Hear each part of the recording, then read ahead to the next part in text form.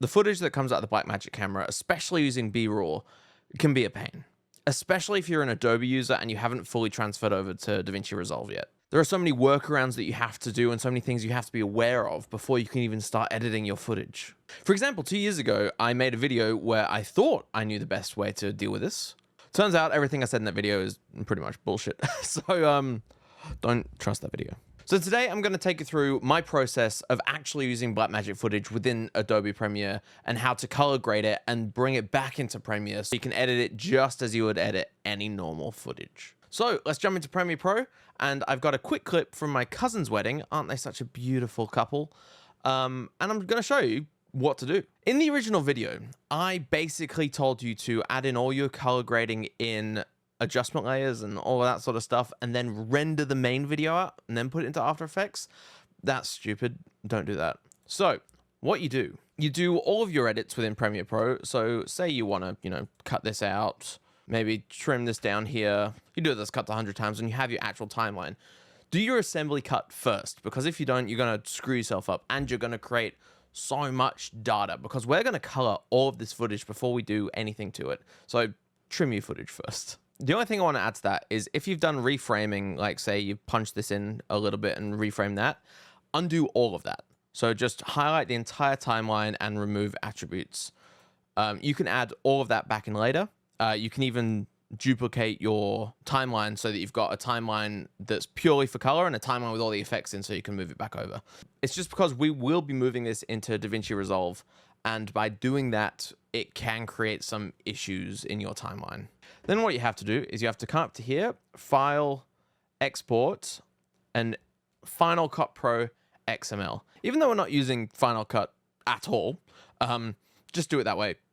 I don't know why. Don't ask me. And name the Final Cut project whatever you want. I'm just going to call it Wedding. Then you get this translation report. I don't know what that means. Just click OK. You'll be fine. Now open up a brand new empty project in DaVinci Resolve. You can use the free one for this. It is a little annoying if you're using 6K footage or something like that, because the free one doesn't support that. The free one only supports 4K, so it can screw up your footage there a bit, but I'm just going to presume you've got the paid one. So from here, go File, Import, Timeline, and then just import the XML file that you created. And click OK, leave all of this at default. And then from here, you've got all the clips just as you cut them in Premiere Pro. So now you just go over to the color window and you do all your coloring. This is not a color grading tutorial. I'm not actually that great at color grading, but I've watched a lot of tutorials. So if you need recommendations for tutorials, just let me know.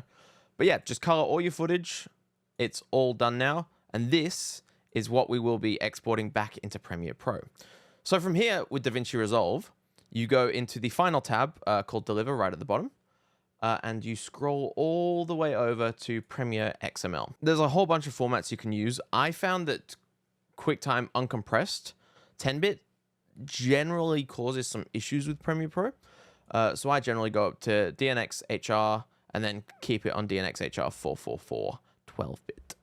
And generally that's okay. Yeah, depending on your computer, you can run into some issues, but this is what I found works for me. And then just find where you want to stick it. I'm just putting it in the same folder that I had the XML in. Best to create a new folder, so wedding color, and then select that folder. And then just add to render queue and render. And once that's all rendered, I'll show you how to bring it back into Premiere Pro. Okay, and we're done. So 100% up here. So all you have to do is reopen Premiere Pro, go to where you've stored everything. So wedding color, that's where you've got your 2 colored files and the XML file. So you just drag that entire folder into your Premiere Pro project and open it. Open the sequence that was in that folder. So here is your fully colored footage. What I like to do is I just drag it on top of the standard footage and just, make sure that it's all right. Just skip through a couple times, just make sure. And then if you had any like punch-ins or whatever you wanted to do it here. So from here, this footage now just works as your base footage. So you've already colored it. So now you're free to just, right click, replace with After Effects composition, bring it all into After Effects and all of that sort of stuff, and do whatever you want to it. But that's basically the Premiere to DaVinci to back to Premiere timeline. That's pretty much how I do every single project. Some get a bit more complicated if you've got multiple cameras, and you know, some of your cameras aren't Blackmagic cameras and just need normal color grading. Like when we shoot live videos, we use a lot of GoPros and things like that. But generally, that is it. So I hope you like this little video to basically say sorry for giving you the wrong information last time I did it. Because it's actually one of my most viewed videos. So I felt like I definitely needed to to do this video. I know this is the first video back in like 7 months. So it'd mean a lot if you like the video, subscribe, all of that sort of fun stuff. I do want to start doing a lot more videos. In fact, there's like an update video coming out next month, if I finish it. That sort of explains what's been going on and why I've been so all over the place.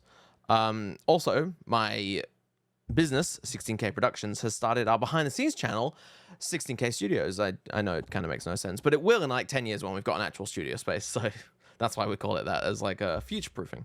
But go subscribe to that. We've been posting a lot of behind-the-scenes shorts, and we'll be doing a lot of behind-the-scenes full YouTube videos as well. So go follow that, subscribe to this channel, follow me on Instagram, that's always fun. And I will see you guys in the next video, which is hopefully, not another 7 months away. Who needs autofocus when you've got one of these guys? Wireless. Isn't that sick?